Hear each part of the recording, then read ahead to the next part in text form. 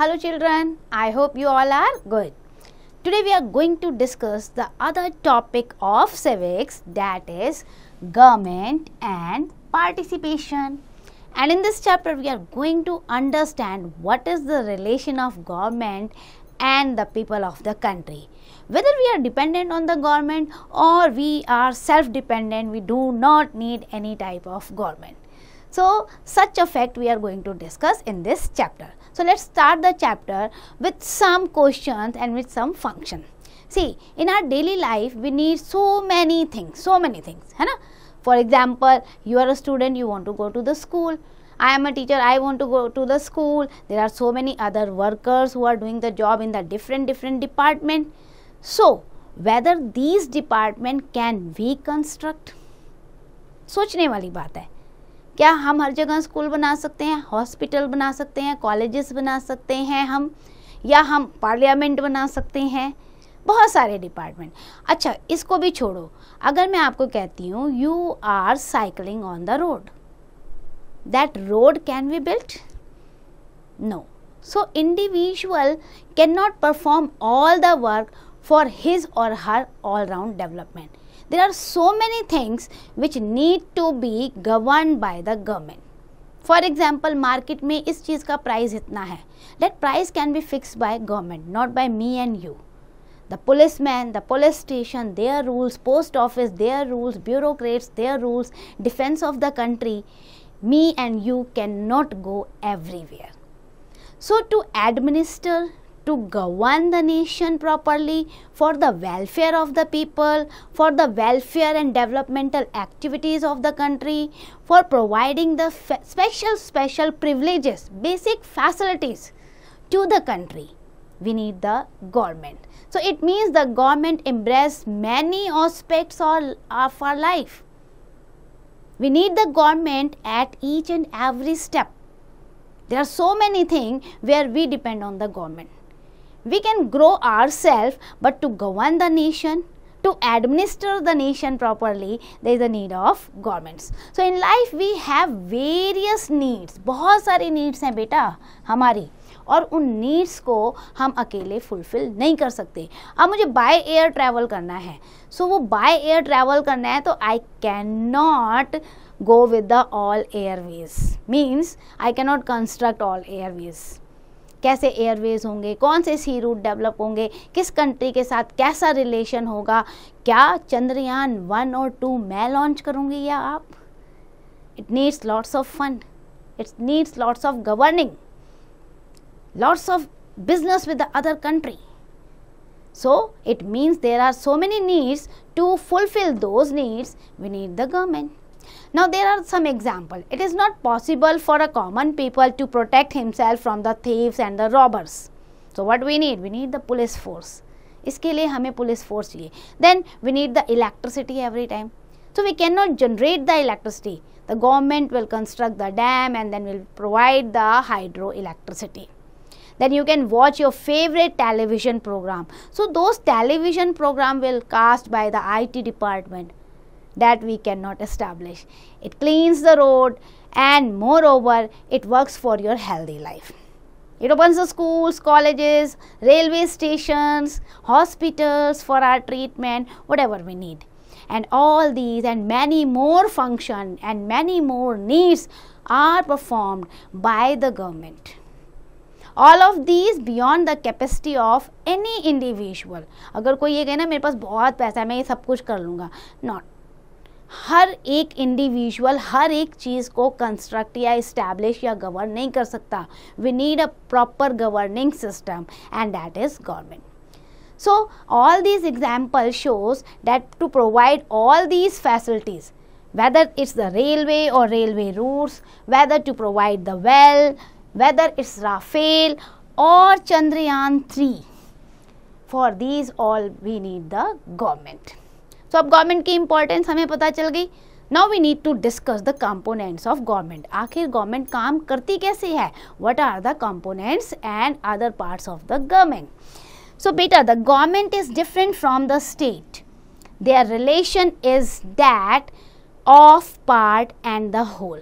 कहने का मतलब ये है कि अगर हम बात करते हैं ना कि गवर्नमेंट क्या है, तो गवर्नमेंट नेशन से, किसी कंट्री से अलग होती है। यानी कि एक देश है तो उसी को हम गवर्नमेंट कह देंगे, बट यस, उस नेशन को रन करने के लिए, स्मूथली गवर्न करने के लिए वी नीड द गवर्नमेंट।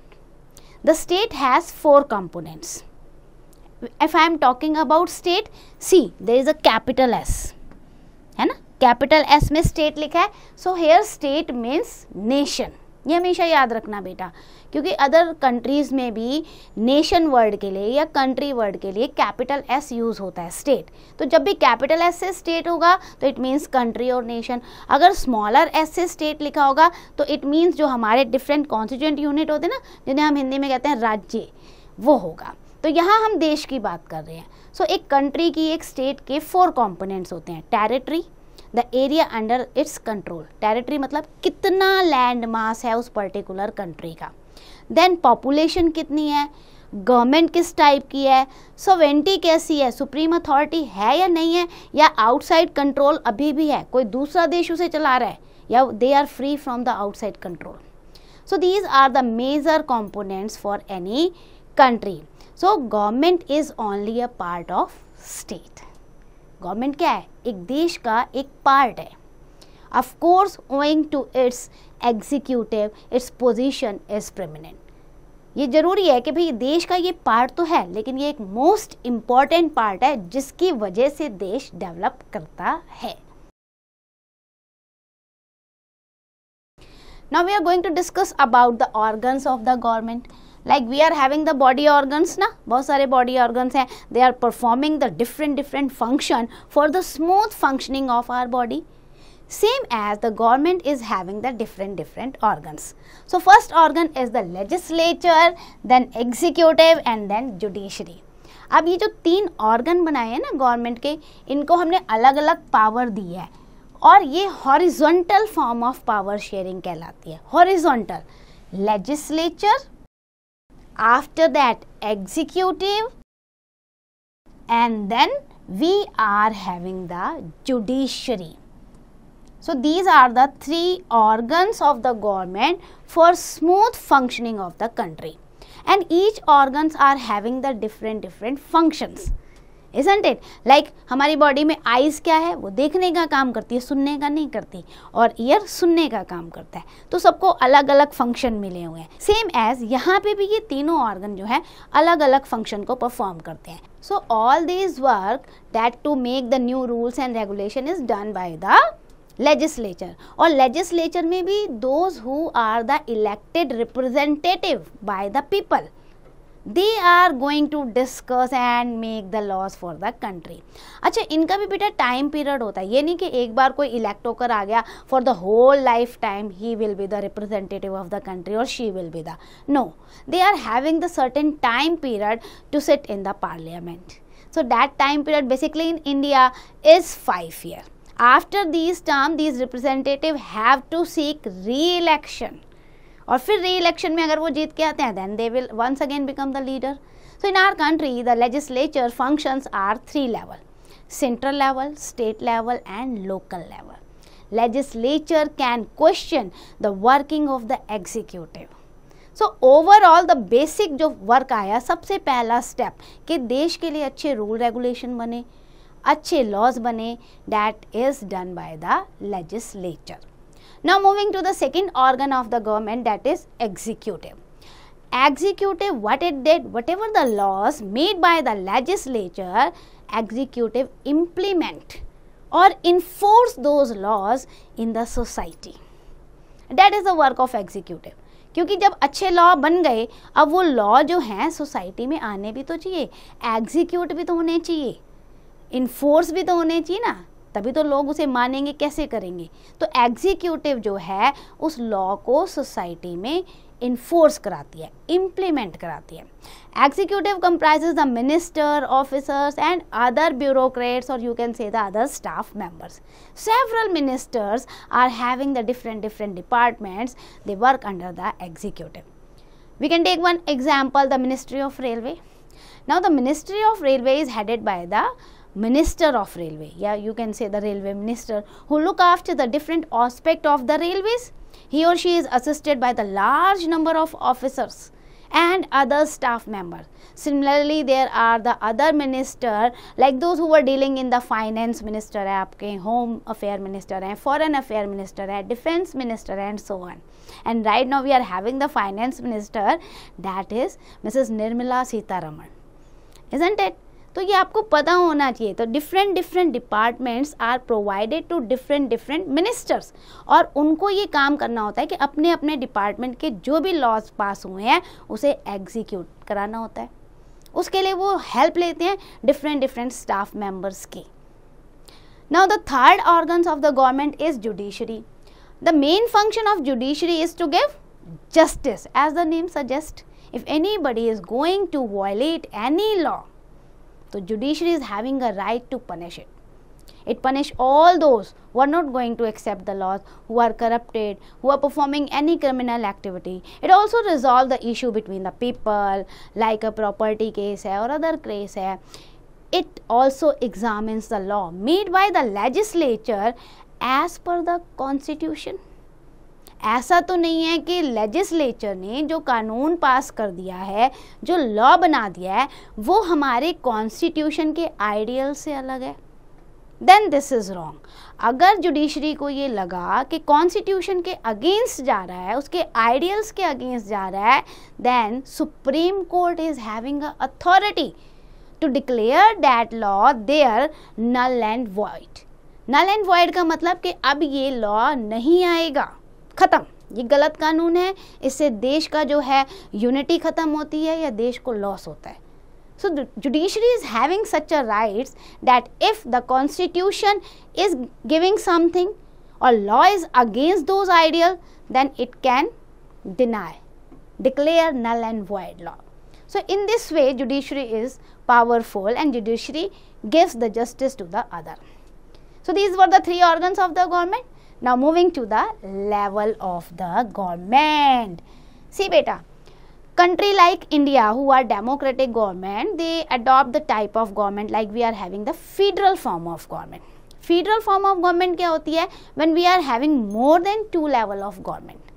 होता है क्या है, कंट्री बड़ी है, पॉपुलेशन ज़्यादा है, सो एक जगह पे रहकर कानून चलाना या देश को गवर्न करना बहुत मुश्किल हो जाता है.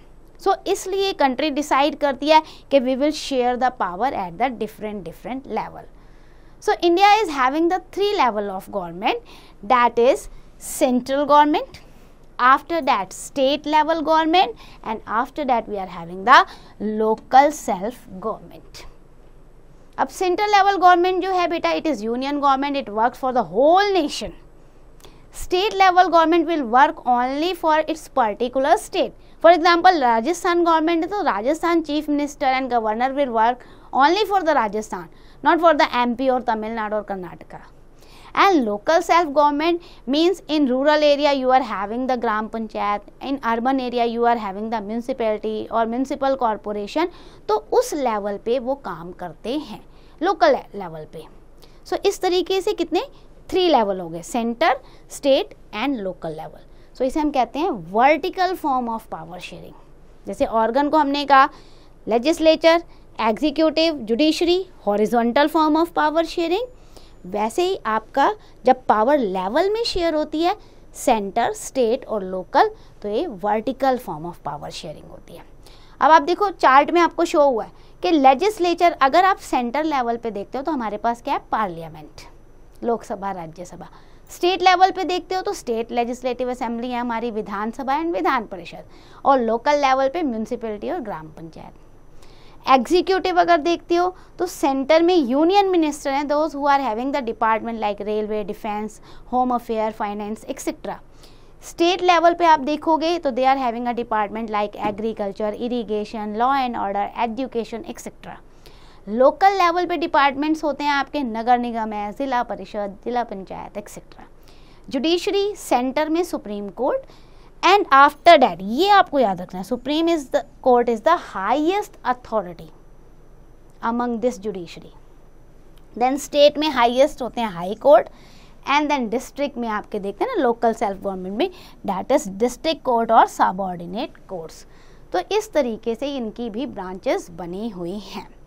Now you can see the image of these three, like this is the new Parliament of India, then this is the State Assembly at Bhopal, एक पुलिसमैन की आपको फोटो दी हुई है, and the supreme court of India, and you know बेटा supreme court of India lies in Delhi.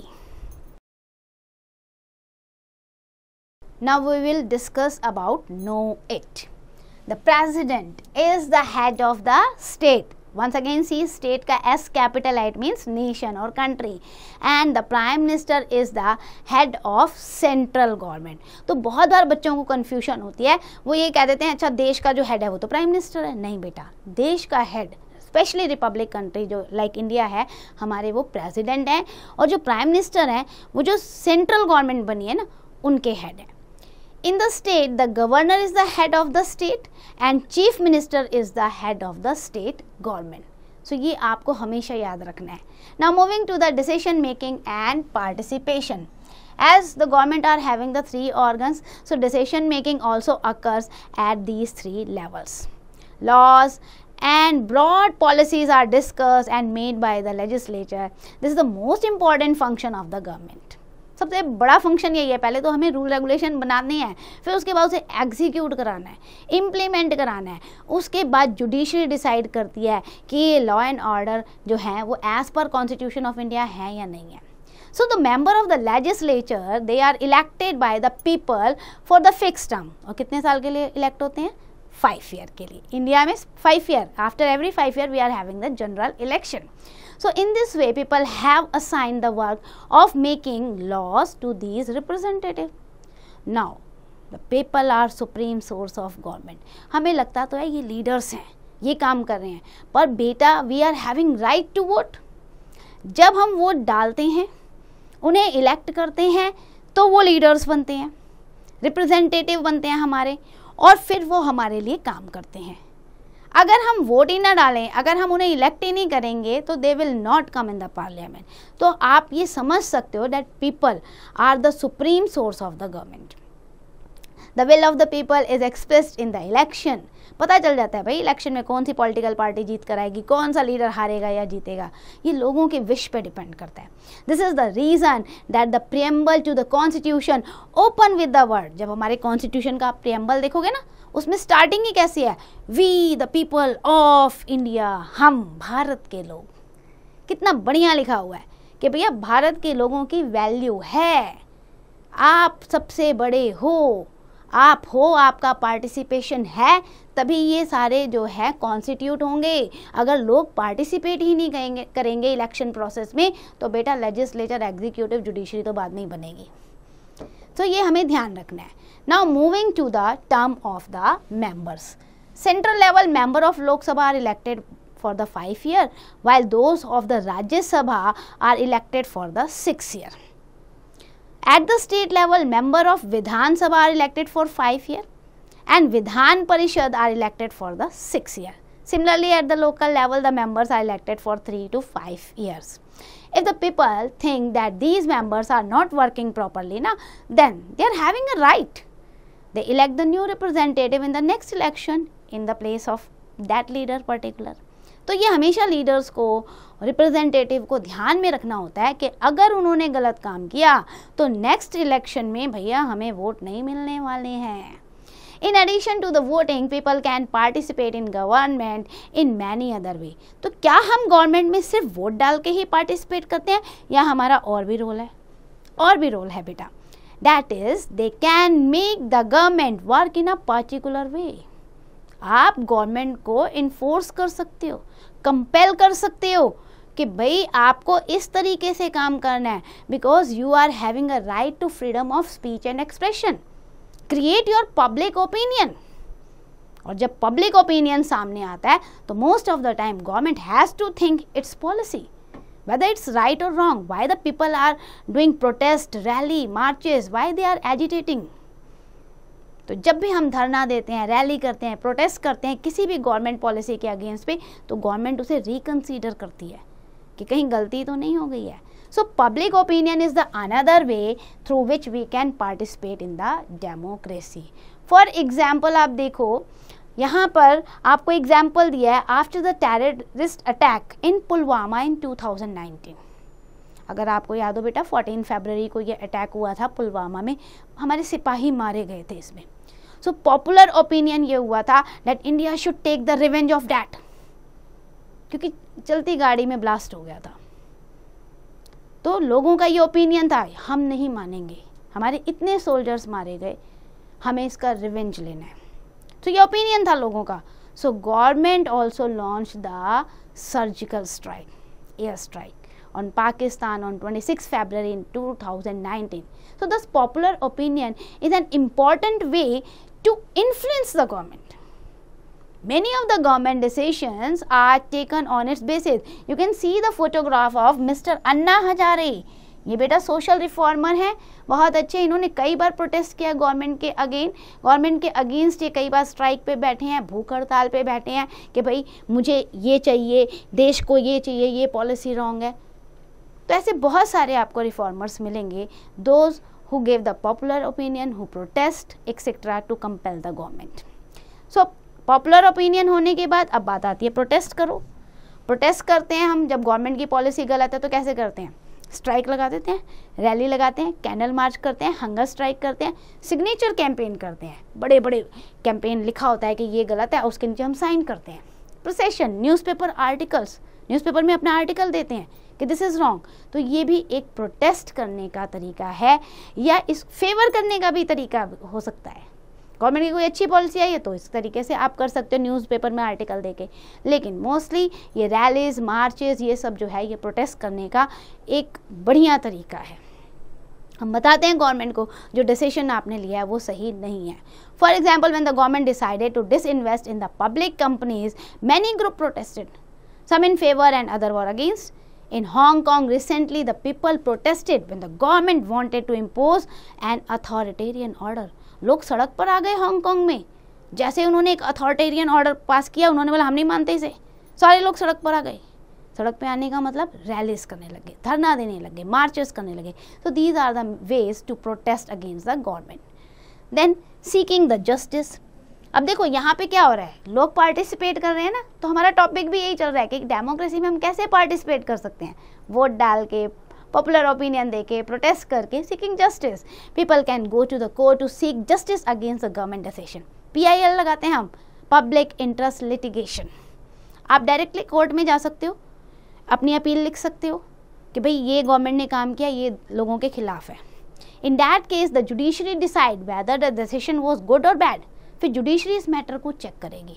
तो justice यानी कि जुडिशरी की तरफ जाकर भी आप डेमोक्रेसी में या गवर्नमेंट में पार्टिसिपेट कर सकते हो। Now moving to know it, in the present time social media has become a more powerful medium to express popular opinion and protest. ये तो आपको भी पता है, सोशल मीडिया एक ऐसा प्लेटफॉर्म है जहाँ हम बहुत सारी चीज़ों को यूज़ कर सकते हैं।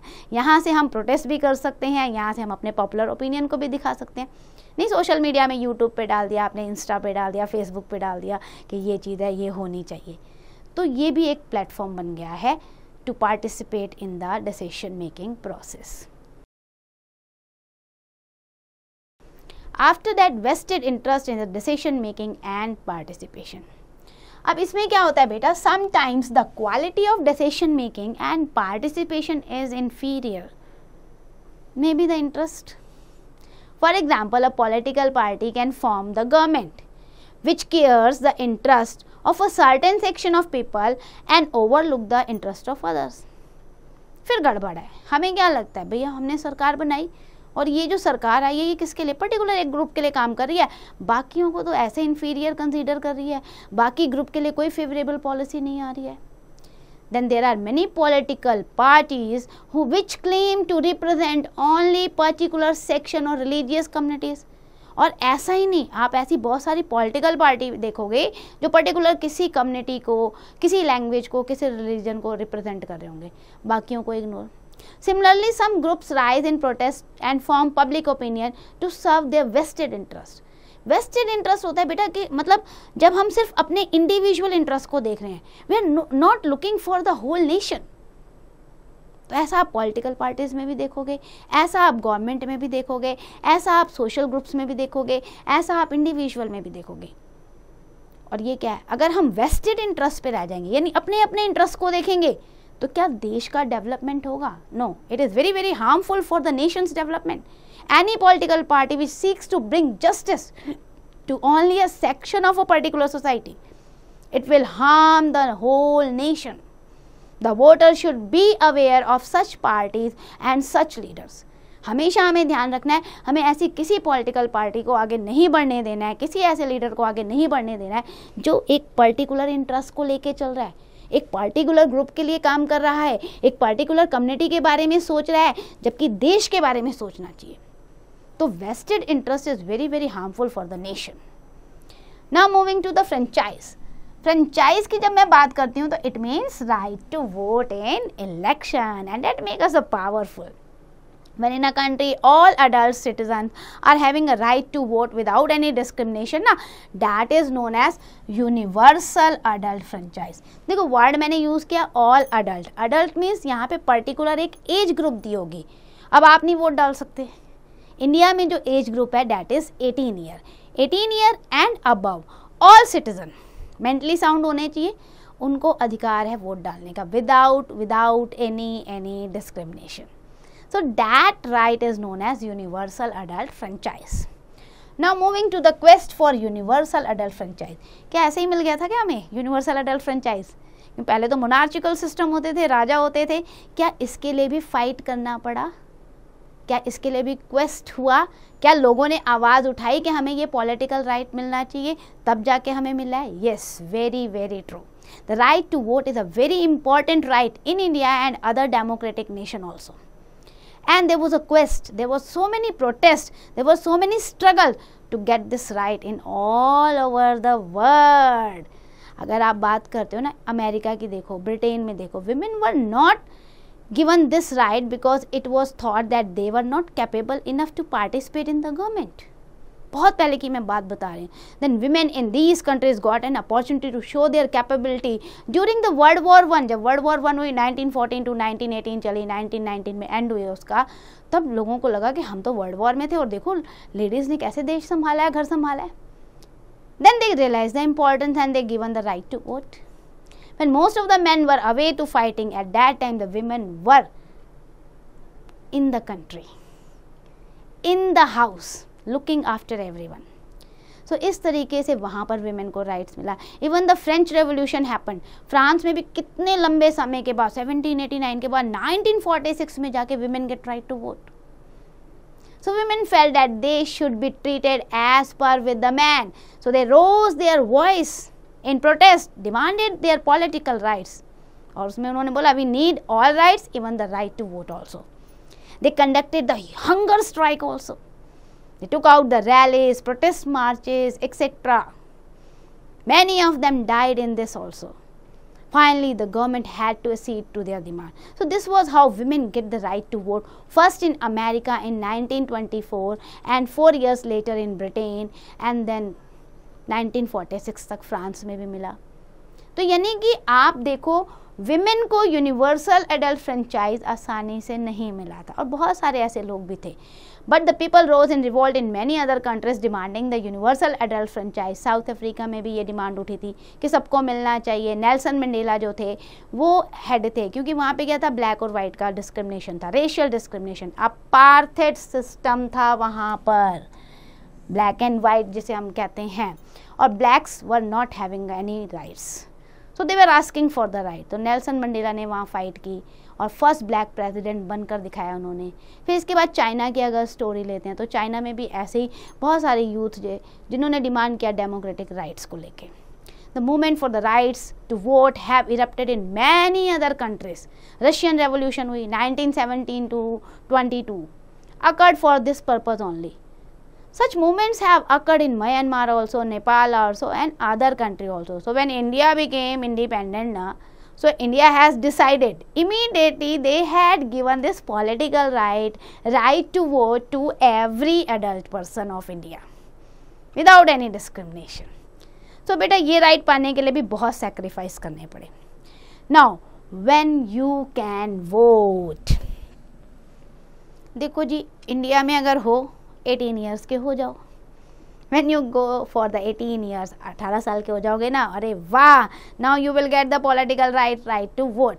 For this you have to get yourself registered in the electoral roll. पर ऐसा नहीं है कि मैं तो 18 साल का हो गया, बर्थडे बनाया, केक काटा और हो गया. गवर्नमेंट आपको राइट टू वोट तब देगी जब आप अपने आप को रजिस्टर कराओगे इलेक्टोरल रोल में, आपका नेम वहाँ पर आएगा. और अगर आपका मन करता है भाई मैं भी कॉन्क्वेस्ट करूँ इलेक्शन, मुझे भी लीडर बनना है, तो भाई इलेक्शन कॉन्टेस्ट करने के लिए आपकी एज 25 ईयर होनी चाहिए minimum for Lok Sabha. When a person goes out to vote, he must vote for a candidate who can a good of the country, for the society and for the people also. ये हमेशा ध्यान रखना चाहिए जब भी हम वोट डालने जा रहे हैं ना, we are very powerful. One vote is having a very value. One vote, one value. तो हमें क्या करना है, हमें ध्यान से वोट डालना है बिना किसी डिस्क्रिमिनेशन के, ये सोच के कि कौन सा ऐसा व्यक्ति है जो प्रॉपर तरीके से गवर्निंग करेगा. So don't think about the religion, caste or reason. Think about the best candidate who is going to run the country.